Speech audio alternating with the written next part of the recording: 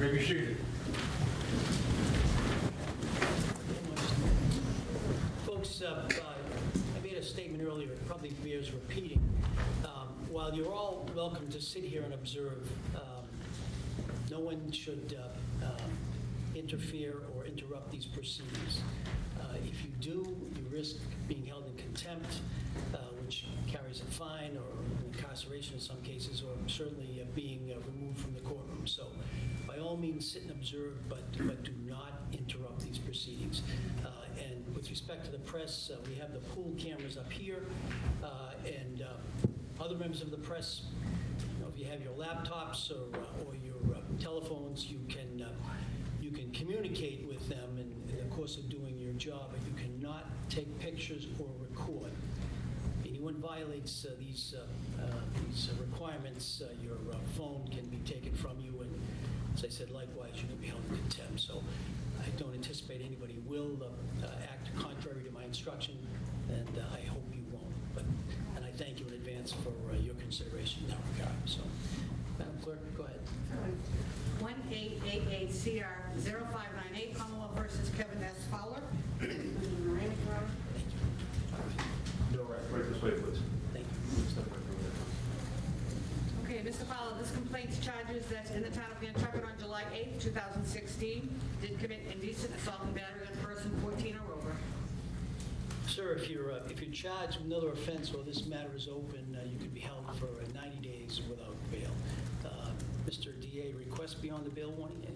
Beyond the bail warning, Your Honor, the Commonwealth is requesting that Mr. Spacey be ordered to stay away and have no contact with the named victim and his family. All right, certainly the court will impose those conditions. Anything additional? No, Judge. Okay, all right. No requests in terms of movement or staying within the United States, anything? As required by the court, Judge, and as required by the probation department, our only request specifically is the stay away. Okay, all right. Well, those will be the conditions then. Sir, you'll meet with probation, you'll sign those conditions, you'll be required to stay away and have no contact, direct or indirect, with the alleged victim. All right. I know there was a motion filed by defense. I had occasion to look at it. Mr. DA, have you had occasion to look at it? We've reviewed them, yes, Judge. Okay. Do you want to be heard on the motion, or? Briefly, Judge. Sure. Regarding the motions to preserve, we agree that anything that is currently in our custody and control, we have to preserve, we will preserve, and we will turn over in discovery. Sure. As it relates to the motion to preserve itself, we're suggesting at this point that the scope that is being requested by counsel is overly broad. It's asking for July 7th and July 8th of 2016, but all the way up to the present. We suggest that based on what's been filed up to the present is overly broad. The affidavits in the motion suggest that Mr. Little and his girlfriend or another individual were texting contemporaneously on the 7th into the 8th. And then it says by providing this other information, we'll likely see that something happened or that he talked about it further. But there's no basis for that information within the motion to preserve. We would suggest that it's a fishing expedition at this point, and that the motion should be narrowed at least to the 7th and 8th of July of 2016. It's a fair point. Mr. Jackson or Ms. Bolero, I don't know who's going to respond, but feel free. I'll be happy to respond. Alan Jackson on behalf of Mr. Spacey. Sure. Your Honor, I don't believe at this point that we need to talk about the scope. That's something in terms of a subpoena. In other words, what I subpoena or what I serve on those individuals might require a discussion or some litigation about the scope. All I'm asking at this point is that we preserve it. In other words, this is data that we believe is not only potentially exculpatory, but likely exculpatory for Mr. Spacey. I simply don't want to see any of that data deleted, destroyed, even inadvertently, or in other words, in any other way manipulated. I don't think it's a burden at all on the Commonwealth, nor on the two individuals named in the motion, MD and the complaining witness, to simply say, I'm ordering you not to destroy anything so that Mr. Jackson, Ms. Bolero, the Commonwealth can litigate in front of the court at some point whether or not there is exculpatory information that leads all the way up to today. In other words, all I'm asking for is just to put a bubble around that data so it doesn't get destroyed. I'm not saying I get it yet. I just don't want it destroyed yet. Further response? We can only control, Judge, at this point, what's in the care, custody, and control of the I understand. Commonwealth. Right.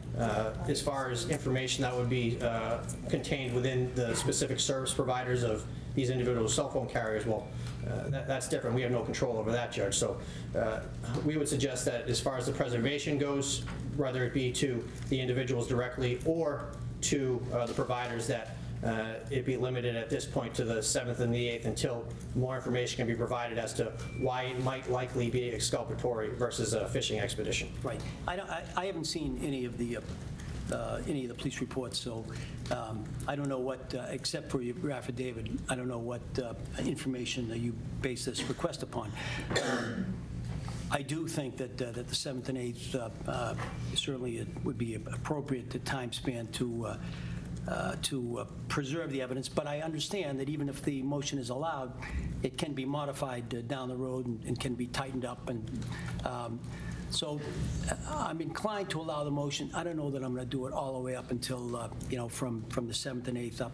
I mean, I may give you maybe 6 months worth of preservation, but I don't know that I'm going to require that everything be preserved. Go ahead. No, certainly at this point, that would be satisfactory. 6 months worth of preservation, I think, is better than nothing, and I'm certainly willing to accommodate the Commonwealth and the courts.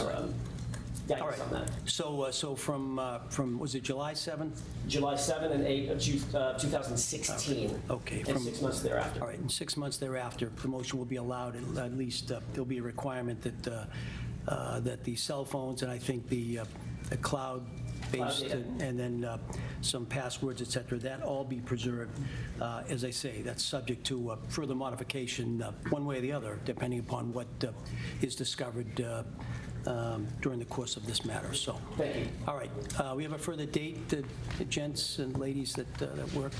We haven't discussed one yet. If you could confer with counsel, Go ahead. I think we can come up with a date in just a quick Go ahead. second. Sure. Sir, you can be seated. You don't need to continue to stand. Thank you.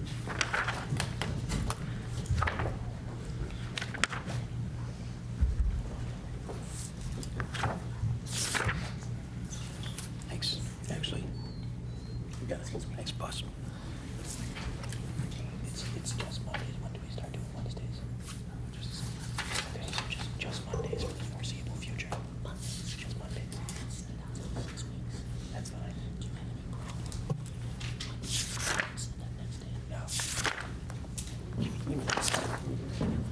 Your Honor, may I consult my cell phone real quick? Sure. It's got my calendar on it. I apologize.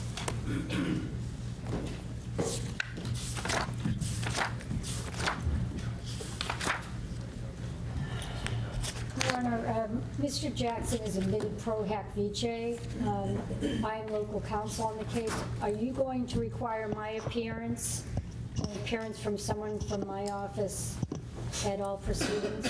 Are you in already?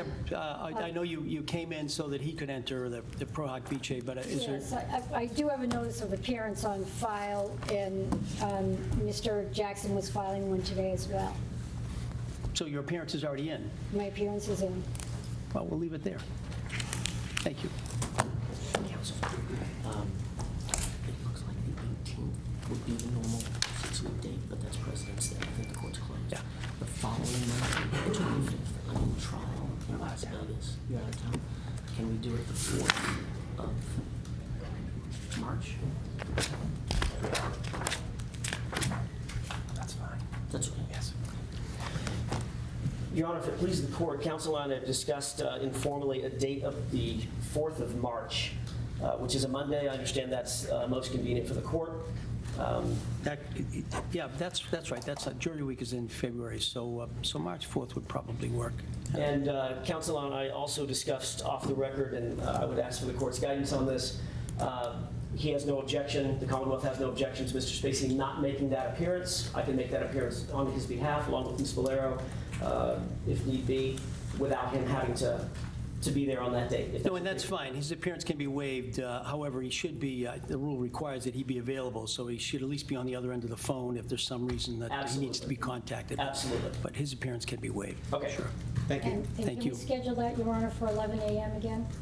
Sure.